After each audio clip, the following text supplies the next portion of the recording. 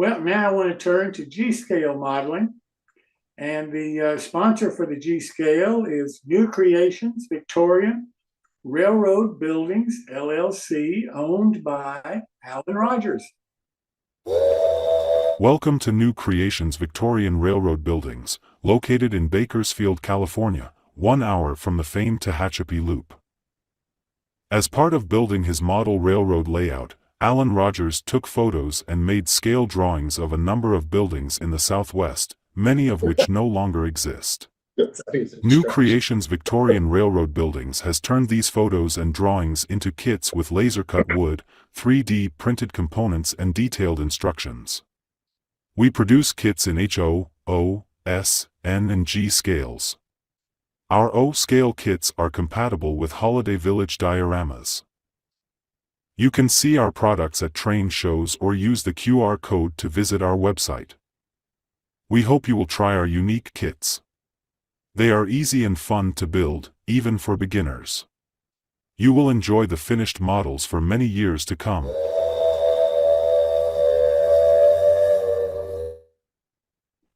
Thanks so much, Alan. Well, now I want to introduce Steve Bittinger, who is the host for our G-Scale segment. So Steve, welcome. I got Mr. Sherrill on camera tonight here in the workshop. And two projects tonight for you. Okay. Both of them have to do with cars on the railroad. So all of us have plenty of freight cars, and empty freight cars don't make railroads any money. So we're going to talk about two types of loads that will be very typical in most railroads. And the very first one we're going to deal with starts with this right here. And this is good for garden railroading, right? But this plant is called autumn olive. It's an invasive species in West Virginia. We have two species, autumn olive and this thing called multiflora rose that started after World War II as a ground cover, became invasive. Now it's illegal. $1,500 fine if you grow this stuff anymore. So you don't want to be doing that. But this plant is what we're going to use for our first load. This is the green at the top of it. And if I show you the rest of it, here's what we're after. These pieces right here. Now, the autumn olive plant will get about 15 feet tall. And the base, the stems will be 2 inches. So we don't want those. We want these branches. And tonight, I'll tell you that this is good for any gauge. I don't care if you're H, there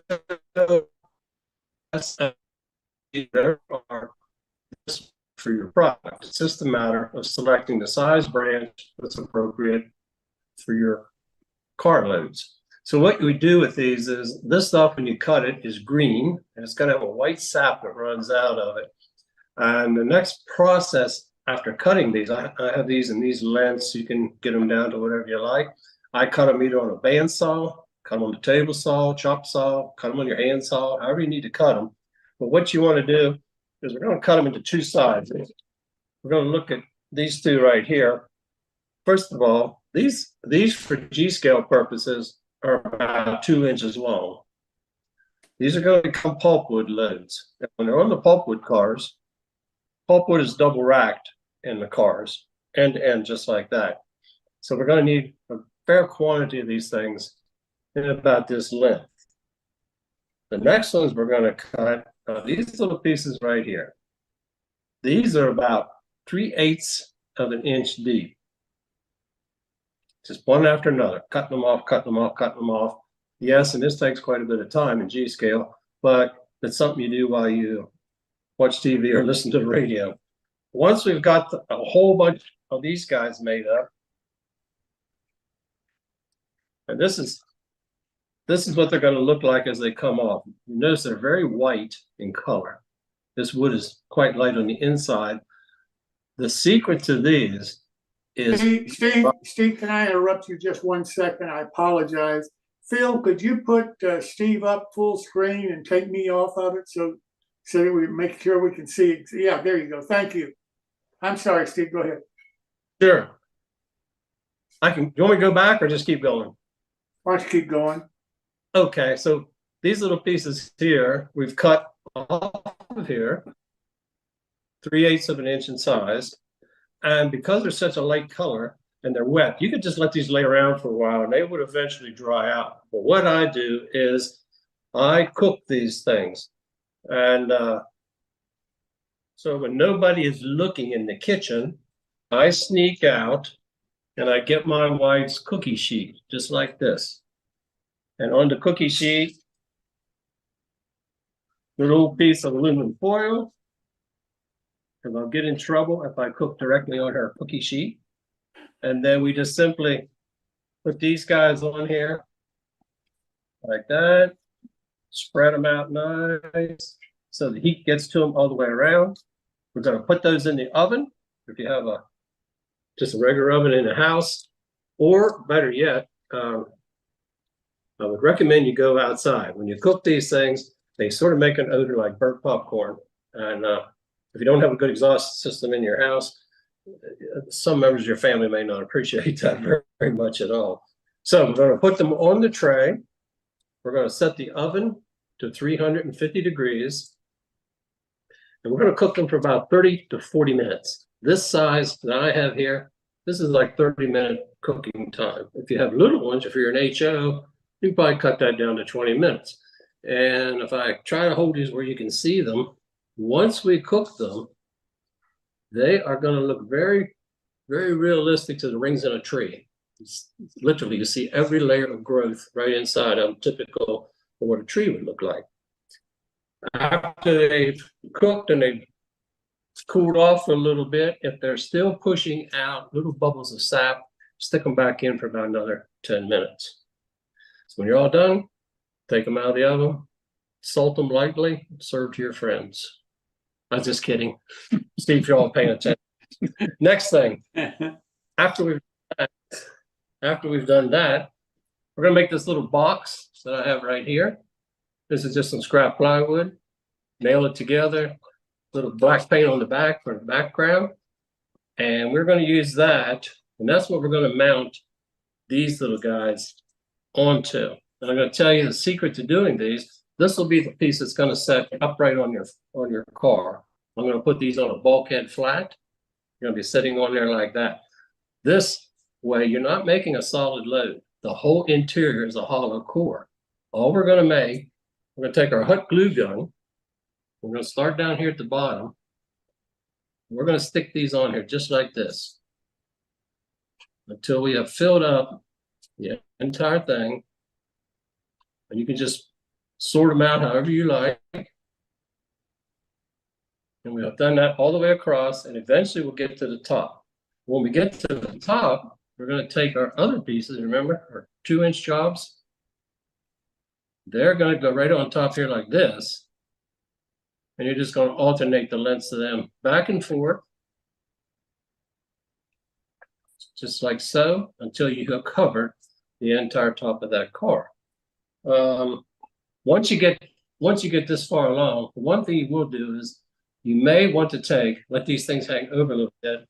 You can always kind of sand off and trim the rough edges so they fit neatly into your car. So all said and done, when we get finished up, here we go. Here is this is a Shorty bulkhead flat, same idea, and this is very convenient.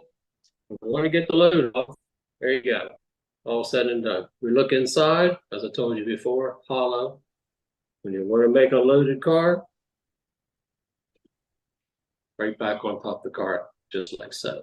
So that's everything you're going to need to make that. A little bit of autumn olive, some hot glue, the oven, some tin foil, and a little bit of time. It's a very inexpensive project, and your railroad gets to make some money with a good load of pulpwood going down the tracks. Interestingly enough, pulpwood cars, a lot of railroads have these. I'm a fan of the Western Maryland. Western Maryland hauled lots and lots of pulpwood to various paper mills and locations all over the railroad. These guys are real frequent on the railroad. Let me move on to our next one.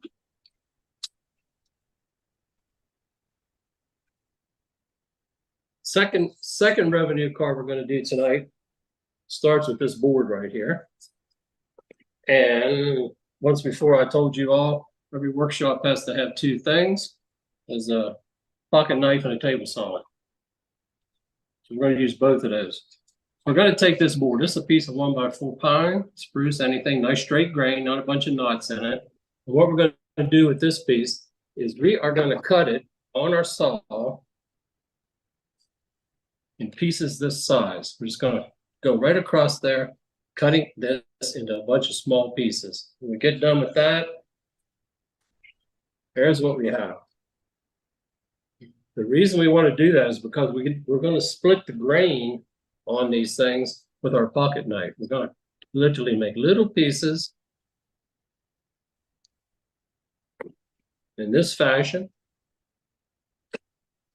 all the way up the length of these things, until we have lots of little pieces in this size. So we've gone from our board to these little 3/8 pieces to these. That's the progress, the order we're going in. This is what we're after, this piece right here, these pieces. We're going to make loads, wood chips for wood chip hoppers. Once we get into this size, we need to break them down into true chip size. So how do you go about breaking those down? For that, you need this very high-tech piece of equipment called a blender. This is my $3 blender I got at a yard sale. You're going to take your chips, put them in your blender. Doesn't matter how many. Make that thing half full, totally full, whatever you want. Get them in there like that. You're going to add 1 cup of water. Just like so. If you don't put the water in there, the little chips will be like a popcorn popper. They'll just be popping up and down all over the place. The water will suck them down into the blades. And as it pulls them down, the ones on the bottom pop up, the next ones will be sucked down to the bottom. When you get done blending these things, this thing's got like way too many settings on the side. I just pick one, turn it on, let it run until I see I've got them down to about the size that looks appropriate to my scale. You take them out, get that cookie sheet back out once again, spread them out, and I just set them out in the sun outside the workshop. And when I get done, there's what I have. This size right here, this material. This is what's going to become my hopper load. So, let's say a couple of days went by, and we dry them out. Now I gotta have something to mount those onto, and here we go, back to my recycled real estate signs, good old polycarbonate. I'm going to end up by using my little handy dandy form that I have made, and I'm putting just a piece of good old Glad saran wrap in there. So it's going to keep everything from sticking to the sides. I'm going to put this in the bottom, like so. And once I get that in there, I use a mixture of whatever glue I have on hand. It doesn't matter. This happens to be Titebond glue. You can use any old glue you have. 50% glue and about 50% water mixture. So we're going to take these. We're going to put them in our mold. We have this made up in an empty bottle. We're just going to squirt it, literally soaking it all over, saturating it really good. And I will tell you, I put a few drops of Dawn detergent in there with it. That helps act like an emulsifier and spreads it out across the load. So from this board to those chips is our goal. And when we get that all finished and done, here we see one of the loads into a chip hopper, into a high-rise Western Maryland chip hopper. So again, not much investment for what you're going to do, just mostly your time and a little bit of materials. That's it for tonight. Any questions, I'll be glad to answer for anybody. I think that's fantastic. I think both of those loads are fantastic, and the way you did it, I think I could even do it. Well, Have you thought of using sawdust off of your table saw and all those other saws you use? sawdust is too fine. Randy Maurer was up here in last operating session. He had one with sawdust in. And he even commented that you can't detect sawdust. Looks like you have a load of sand in the car. It's too fine. You need this texture that we have here. Maybe your scale's too big.